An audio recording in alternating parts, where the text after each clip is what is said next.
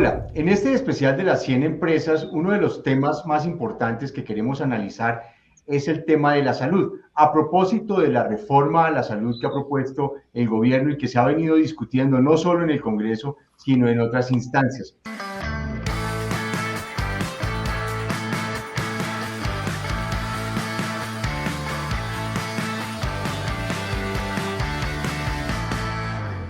Nos acompaña el doctor Juan David Escobar, presidente de Seguros Sura Colombia. Doctor Escobar, muchas gracias por estar con nosotros.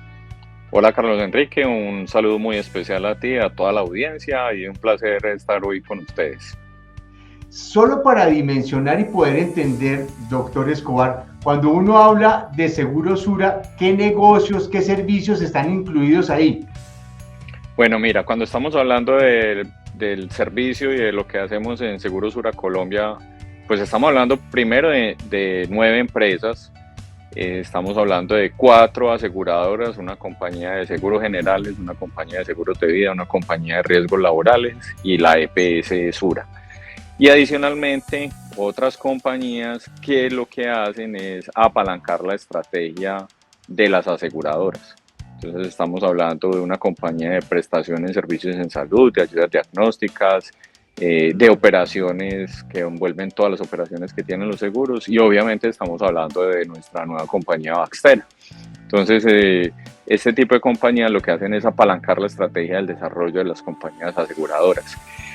El año pasado terminamos suscribiendo primas por 19.3 billones en el ejercicio del año 2022.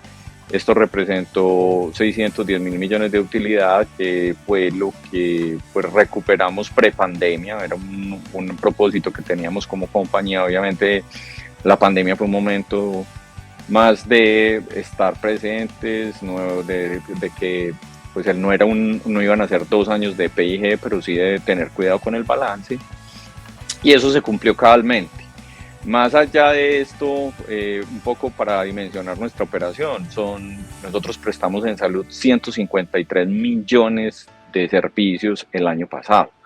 Y eso pues da cuenta un poco de la vocación de trabajo. Estamos presentes en 26 ciudades en el país. De empleados somos casi 20.000 empleados y 4.500 asesores. Eso es un poco las dimensiones de lo que estamos hablando de Seguros Sura Colombia. Doctor Escobar, ¿qué variables explican o en qué variables se sustentan los resultados del año pasado? ¿Qué fue lo que pasó el año pasado después de la pandemia? Bueno, hubo una corrección claramente del desempeño del negocio, porque pues ya teníamos la situación un poco más controlada bajo los efectos de la pandemia. Eso fue una característica muy importante. Segundo, pues realmente tuvimos un desempeño financiero muy bueno, parte jalonado por el tema de la inflación, pero también por las estrategias de financiamiento y de inversiones que planteamos como compañía. Y pues lo otro, pues ya empezar a recuperar pues un terreno que se había quedado parqueado con nuevas propuestas de valor, y eso pues nos lleva a que la compañía pues hubiera obtenido esos resultados. Doctor Escobar, las inversiones, y voy a desagregar un poco la respuesta que me acaba de dar. Arranquemos por las inversiones. Las inversiones del año pasado, ¿a cuánto ascendieron y en dónde se concentraron? Mira, nosotros estamos hablando de que cuando hablo de las inversiones es que nosotros recibimos primas, eso se vuelven reservas dentro de la compañía y esas reservas se invierten. La compañía maneja 15 billones en reserva. Realmente nosotros, cuando nos pagan un seguro, el negocio apenas está comenzando. Y hay seguros de largo plazo, como son una renta vitalicia en la ARL cuando alguien tiene un accidente laboral, pero hay otras que son de menos plazo, 10 años, 5 años, 1 año. Entonces nosotros recibimos esa plata se guarda religiosamente, se invierte porque hace parte del ejercicio financiero de la compañía, y con eso le respondemos a nuestros usuarios, ¿cierto? Entonces ese es para hablar de, nosotros manejamos 15 billones en inversiones constantemente. Eh, para darte otro ejemplo, el año pasado no fue un buen año para la EPS. pero el ejercicio de inversiones incluso apalancó pues que esa pérdida pudiera haber sido mucho más grande, ¿cierto? Entonces, el ejercicio financiero hace una parte es esencial en los seguros.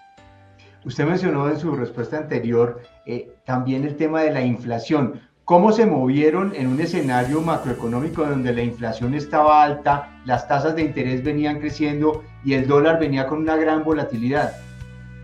Bueno, en eso utilizamos varias estrategias. Primero fue una estrategia de inversión de corto plazo para tener movilidad. Segundo, nosotros manejamos nuestra inversión con una, digamos, teoría que se llama el calce de activos y pasivos. Realmente a nosotros nos rige la política de inversión, cómo se comporta el pasivo, que son las primas que recibimos de nuestros clientes. Y bajo eso empleamos métodos de inversión, primero pues lo que hay en el mercado, que cumpla con una frontera eficiente dentro de ese comportamiento de los pasivos y manejando muy bien el tema de liquidez. En términos de moneda, pues utilizamos estrategias de cobertura para que esa volatilidad no nos pegara tanto. Ese fue como más o menos, Carlos Enrique, la forma como afrontamos el año pasado y haciendo una lectura también anticipatoria de qué podía pasar, dando margen de movilidad, capacidad de movimiento y como pues de todos modos los negocios crecieron bien, entonces pudimos tomar también oportunidades de mercado en su momento que se presentaron el año pasado, sobre todo que íbamos en un escenario de alzas de tasas de interés, inversiones que nos maduraron, que teníamos que reinvertir, pero las nuevas primas también nos dieron la posibilidad de lograr invertir en buenas oportunidades que se presentaron el año pasado. Doctor Escobar, ¿cómo arrancó este 2023 y cuáles son las expectativas? Y se lo pregunto por el escenario de desaceleración que ya se está viendo en la economía. Bueno, este año somos más prudentes por varias cosas. Primero, pues las proyecciones económicas invitan a eso. Segundo, pues es una realidad que el bolsillo de las personas está afectando por los temas inflacionarios, por la escasez de muchos temas que nosotros dependemos como país. Para hablar un poco del tema de los medicamentos, los repuestos en los vehículos, todos los materiales que se utilizan en salud son atados al tema del dólar. Y hay muchas cosas que realmente como país tenemos desafortunadamente unos dependencias importantes, que eso nos hizo pues hacer una lectura anticipatoria y ser conservadores un poco en lo que estábamos planteando. Primero el crecimiento, segundo cuidar el gasto, tercero mantener flexibilidad en nuestra política de inversiones para poder ajustarnos en un entorno claramente pues con más incertidumbre, más volátil, pero un entorno pues que así se está rigiendo también a nivel global. Entonces, esa lectura del entorno se vuelve un input muy importante para nosotros, que ya lo venimos haciendo, porque pues como compañía hemos declarado que las tendencias y los riesgos es nuestra materia prima y que realmente lo que somos, más allá de ser una aseguradora, es que ese input de tendencias y de riesgos pues nos permite a nosotros gestionar no solamente lo que ofrecemos como compañía, sino también gestionar nuestra propia compañía. No sé si el término son heridas o cicatrices que quedaron de la pandemia que todavía están en evidencia. Pues no, mira, yo creo que de la pandemia quedaron muchos aprendizajes. El primero, y que pues tuvimos la aprobación de pues, nuestros accionistas, de las juntas directivas, fue crear la compañía Baxtera de vacunas. Fue un momento muy difícil, un momento que tuvimos que utilizar pues obviamente las reservas de la compañía para responderle a nuestros clientes, pero también nos planteamos que no para hablar solamente de pandemias, de epidemias o incluso del bienestar, que es uno de nuestros propósitos declarados como compañía, de cómo vamos a responderle a las personas. Cuando nos sentamos a estudiar los temas de las epidemias y las pandemias, pues hay una realidad por el cambio climático y por la interconectividad a nivel global que estamos más expuestos a patógenos y tenemos que estar mejor preparados.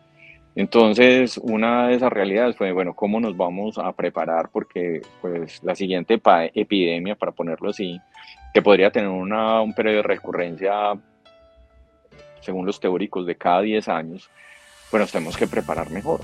Y esa fue una de las lecciones que fue dolorosa como sociedad, como capacidad de respuesta, porque pues fue, eh, para decir que nosotros en el año 2019 íbamos a montar un servicio de telemedicina con una expectativa de 1.000 llamadas día.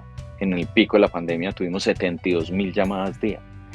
Y eso pues nos ejercitó el músculo de la capacidad operativa de la compañía y de cómo pues debemos seguir avanzando en ese sentido. El sistema de salud mostró muchas fortalezas en la pandemia. La primera para el usuario fue impresionante, que fue pues, la capacidad de respuesta a pesar de los inconvenientes, pero es que pues estamos hablando de una pandemia, la protección financiera a las personas, ¿cierto? Porque aquí el sistema está basado en un pilar muy importante que es la solidaridad y eso se demostró claramente durante la pandemia. Entonces, yo te diría que cicatrices no, sino pues aprendizajes múltiples. Obviamente uno le duele las personas que se murieron, que no fuimos capaces de responder en su momento porque hubo colapsos del sistema, pero también es un tema de decir, bueno, ¿cómo nos tenemos que preparar? Y yo creo que la preparación va en un tema que se está en pleno debate, que es que nuestra salud tiene que ser preventiva, pero también con el uso de la analítica, con el uso de sistemas que nos permitan hacer detección temprana, pero con ayudas diagnósticas, con mejor información, eh, un poco con un enfoque más moderno, como lo demanda hoy la ciencia, la tecnología. Es posible hacerlo como país y yo creo que la pandemia nos dio la oportunidad de, a través de lo que vivimos, de decir, bueno, es el momento de dar el salto. Y eso lo venimos ejecutando nosotros como Sura. En el caso de Baxtera, ¿las inversiones a cuánto ascienden, doctor Escobar? Carlos Enrique, estamos hablando de una fase inicial de poco más de 54 millones de dólares. Se ha ajustado un poco ese presupuesto por el cambio pues, del dólar y porque pues, los suministros se han encarecido, pero digamos que estamos alrededor de los 60 millones de dólares. Esa primera fase se compone de un laboratorio que fue inaugurado la semana pasada, un laboratorio con buenas prácticas de manufactura a nivel global.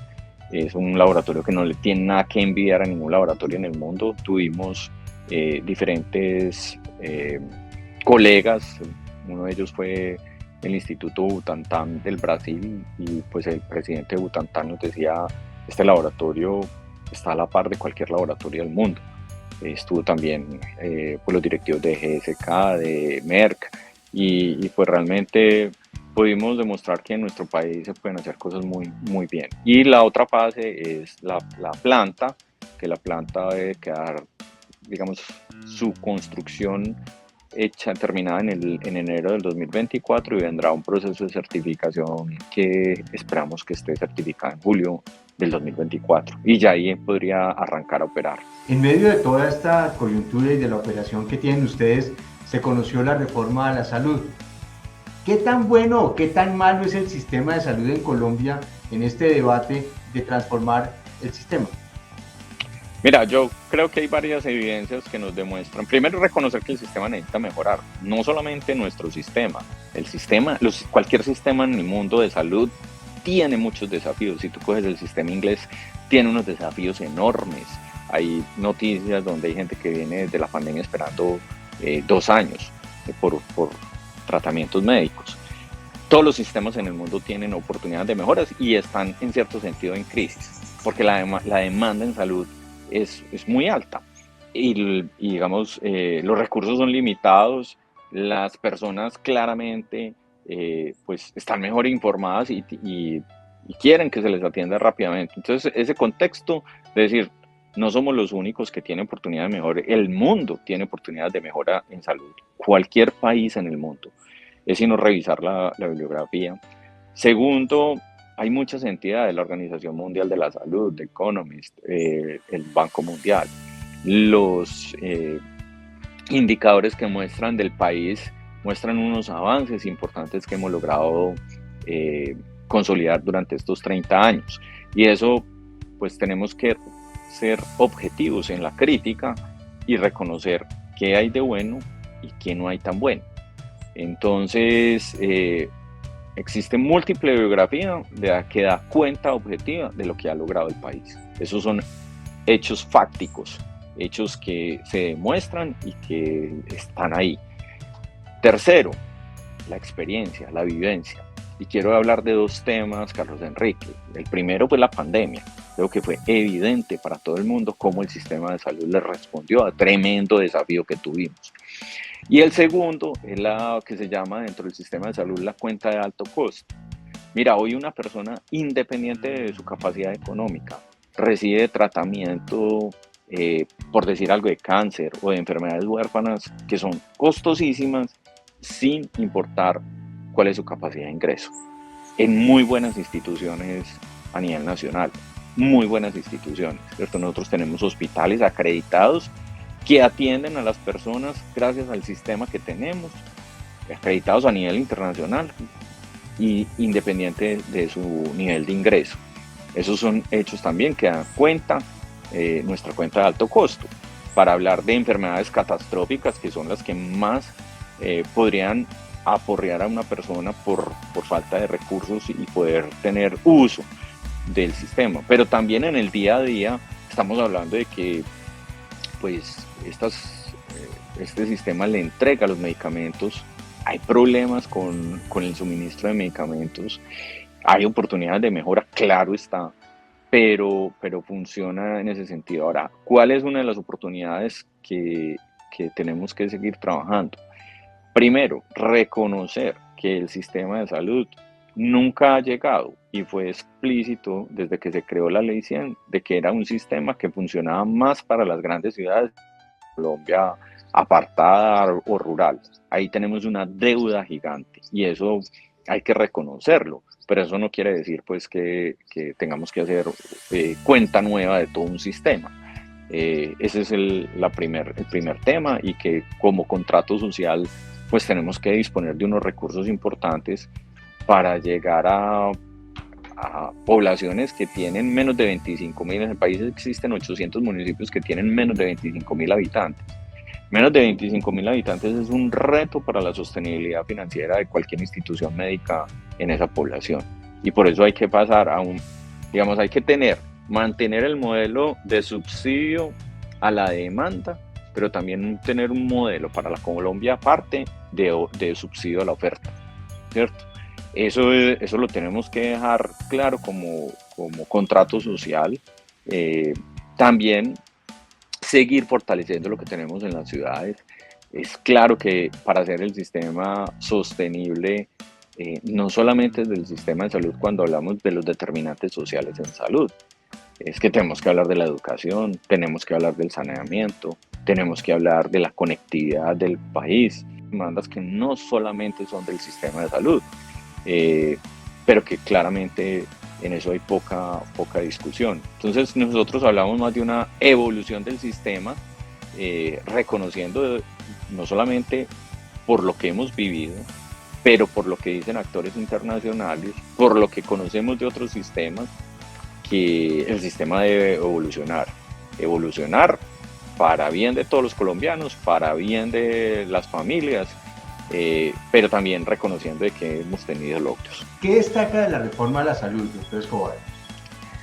Mira, yo creo que poner en primer plano que hay deudas es una realidad y eso hay que hablarlo de frente, hay que hablarlo con mucha seriedad, hay que tener un compromiso para poder llegar a estos territorios, que hay unas tremendas inequidades en nuestra sociedad, y que la salud es lo que palpamos todos los días, ¿cierto? Entonces, lograr lo que tanto se habla de dominar el territorio, pues un gran paso muy importante es a través de la salud y de la educación.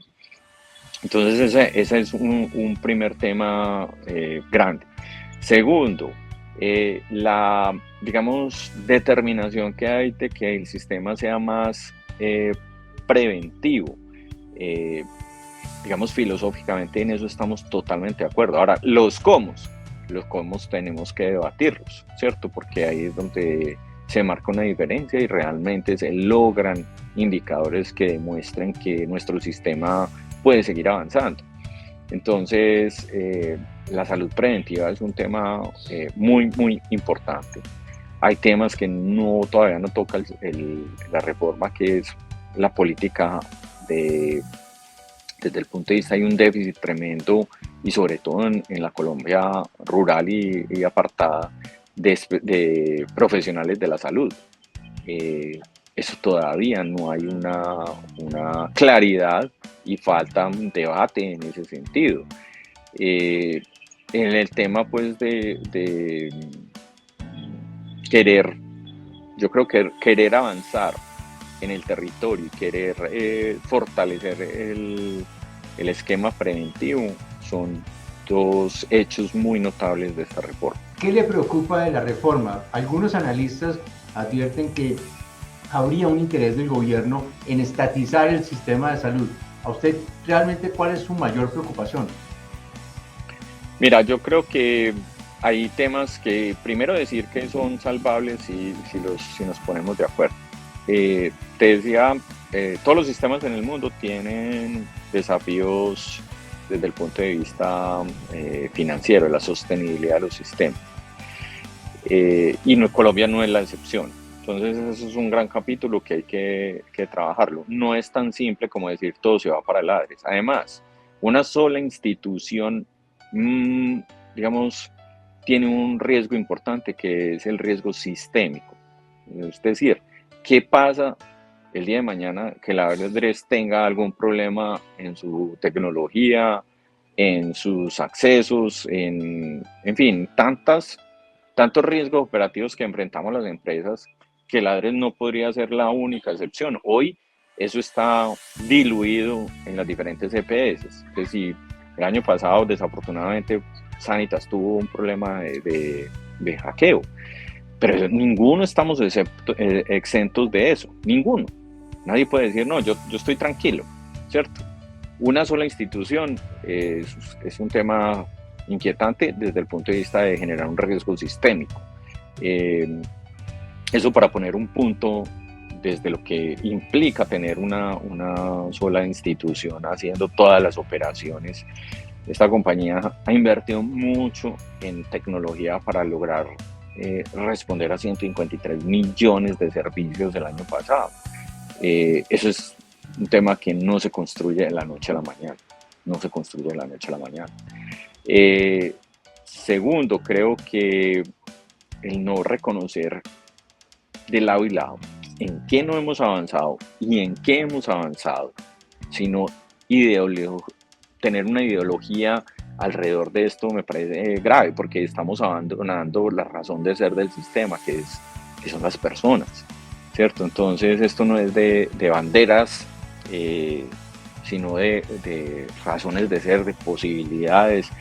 De hoy no es de que son los privados o es lo público realmente, y mira, lo hemos demostrado en Baxter, la unión de las universidades, la empresa y el Estado. Tenemos que seguir fortaleciendo eso, porque esa fórmula es ganadora, es una fórmula de confianza, una fórmula que construye país, ¿cierto? Entonces, eso pues es importante. El hecho, por ejemplo, de decir la integración vertical. Yo te tengo que decir claramente, Carlos Enrique, que si en medio de la pandemia no hubiéramos tenido integración vertical, la letalidad en el país hubiera sido mayor. Claramente. Nosotros tuvimos una tercera parte de letalidad en el país. Y parte fue constituir rápidamente esas redes, pero también nosotros en nuestra integración vertical nos dedicamos a decir, el ejercicio que tenemos que hacer es tratar de que la gente no se complique para mandarlos a una UCI. Y eso lo logramos, y de eso da cuenta pues las estadísticas que reveló el Instituto Nacional de Salud. Entonces, la integración vertical no se puede satanizar, tampoco se puede volver posición dominante, hay que estar regulada, hay que estar controlada, eso es claro, nadie está peleando con eso, ¿cierto? Pero no se puede, cuando hablo de esas ideologías, no se puede decir, venga, este tema per se es de control, no es de satanizar, si se quiere, el término, pero sí debemos de tener unas discusiones pues mucho más profundas, por ejemplo en el tema de medicamentos. Hombre, eso sí no es en una planeación, concertación de empresa, Estado, universidad, va a ser muy poco el avance que podemos tener, porque pues digamos, los empresarios tienen una vocación de asumir más riesgo en etapas tempranas. Y eso está bien. Pero definitivamente se necesita la conjunción del Estado para tener alcance, para poderle llegar a la población. Entonces, tenemos que tener esas conversaciones de tal modo que nos permita evolucionar con la velocidad y la capacidad del sector privado, pero también con la política pública y la palanca que genera el Estado. ¿Cuál va a ser el futuro de las EPS? Mira, independiente de cómo se terminen llamando, porque es un tema ya más cosmético, si se quiere, lo del nombre, pero las EPS cubrimos tres riesgos. El riesgo financiero, el riesgo de gestión en salud, donde se crean todos los modelos y se articulan las redes, y los riesgos operativos. Definitivamente, el riesgo que hay que cuidar, porque es donde las personas perciben el valor y donde se hace sostenible el sistema, es el riesgo de gestión en salud. Los modelos que tiene esta compañía dan cuenta de lo que se ha hecho en salud durante 30 años, de cómo trabajamos la prevención, de cómo articulamos eso y de los indicadores que tenemos. Entonces, eso es, digamos, lo primero que hay que cuidar. Póngame el nombre que quiera, pero la gestión en riesgo de salud hay que seguirla fortaleciendo, hay que seguir avanzando, hay que utilizar tecnología para poder ser oportunos. Una detección de un cáncer o de un infarto oportunamente marca toda la diferencia en la sobrevivencia, en los resultados de salud de la persona y en su capacidad futura. Entonces, eso no se hace al ojo, eso se hace con ayudas diagnósticas.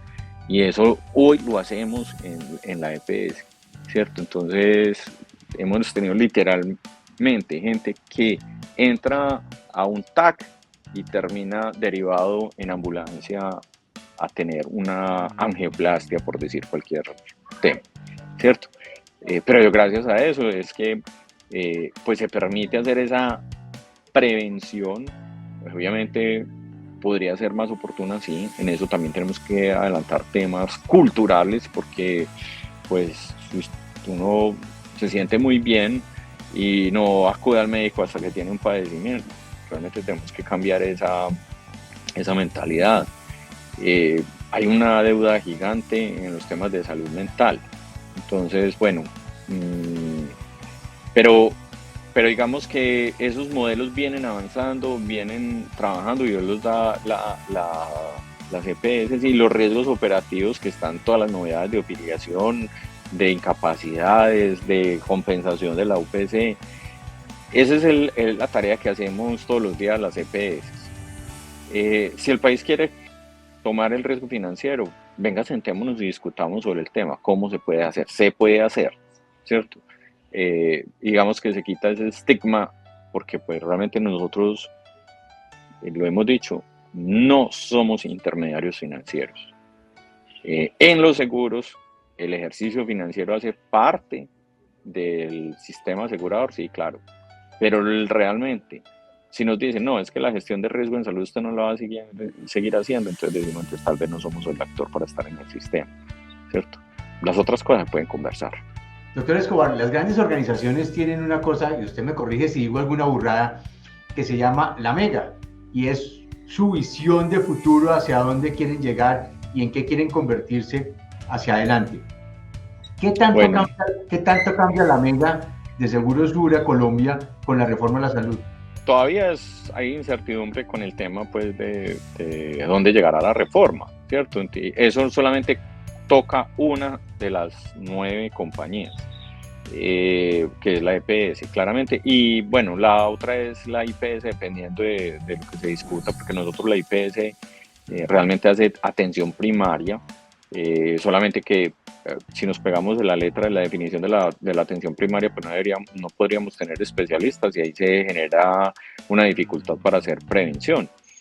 Pero, pero digamos que en las otras compañías no hay absolutamente nada que nos aflija en el sentido de que cambie la reforma en salud, sino que seguimos para adelante con nosotros como compañía tenemos el propósito de entregar bienestar y competitividad sostenible a las personas y a las empresas, y en torno a ese propósito desarrollamos la compañía.